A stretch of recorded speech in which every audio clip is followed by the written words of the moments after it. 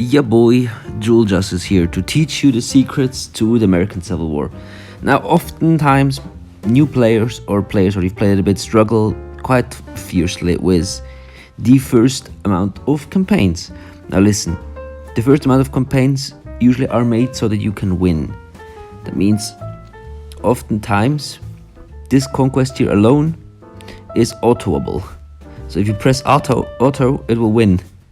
It's ridiculous, but every time if there's only a battle, the odds are in your favor.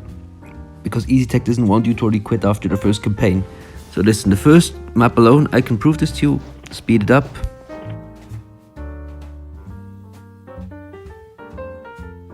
And we already won.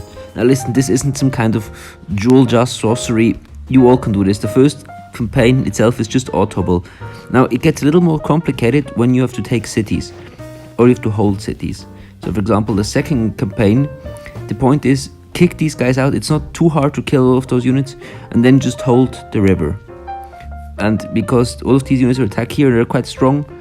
If you hold the river, there's no problem. They will just die because units are a lot weaker when they're in the water. For the third Peninsula War, you don't necessarily have to do it, so let's continue with the ones that you have to do. The second Battle of Massan.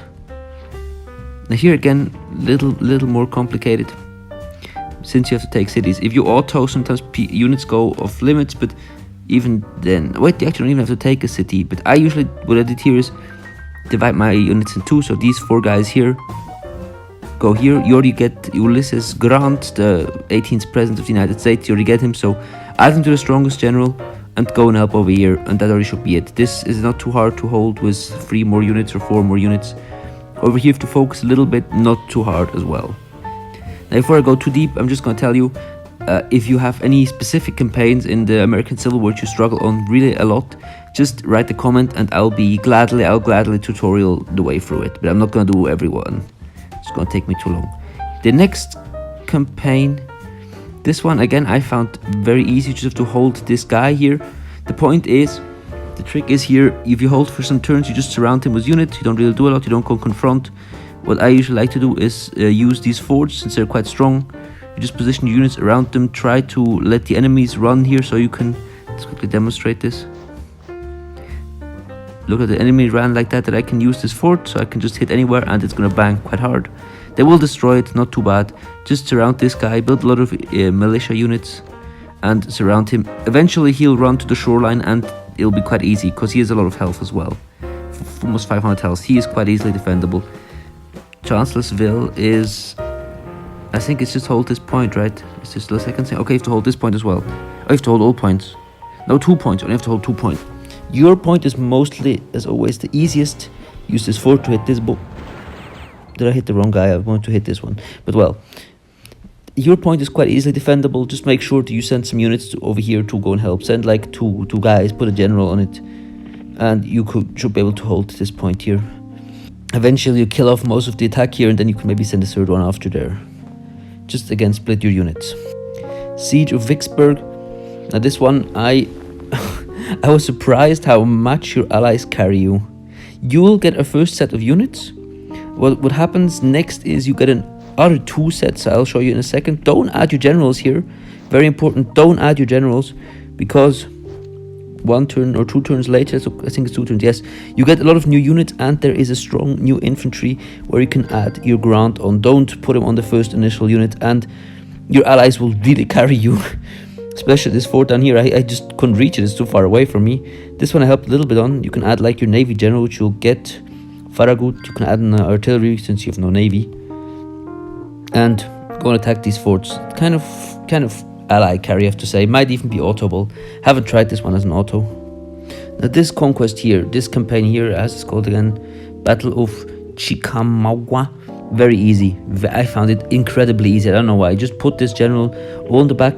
You build 2 carronades and you just put them behind those lines here. Make an infantry or 2, and then you can just, if you have those artilleries here, you just bombard the enemies. Add your, is this your strongest unit? No, infantry, yes. Add your Grant on this guy, and you put general all in the back. You sometimes even can go and fight a little bit with him, because since he has a lot of health again. Don't set him on the front and go and attack somewhere. You just hold this corner and you'll win easily. Battle of the Wilderness was again a funny one, since this one again, add your strongest generals to the best unit. So here I think it's this guy. No wait, no, it's this guy here. It's this guy here. Heavy machine gun, add Grant here, add Farragut here, and you can auto. It'll win automatically. Since all these battles are just made so you can win, at least in the beginning. Later on you'll need better generals, etc. But here in the American Civil War, not necessary. Battle of Atlanta. I got brought in Atlanta. This one you have to play. I tried to auto it. It went horrible.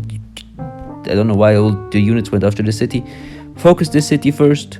Well, it's just pretty direct. You send all of the guys, add your strongest general again. You don't get any additional units. No good infantry this time. It's a bit stupid. But add your best generals. Take this city. You get a lot of gold. You can put more.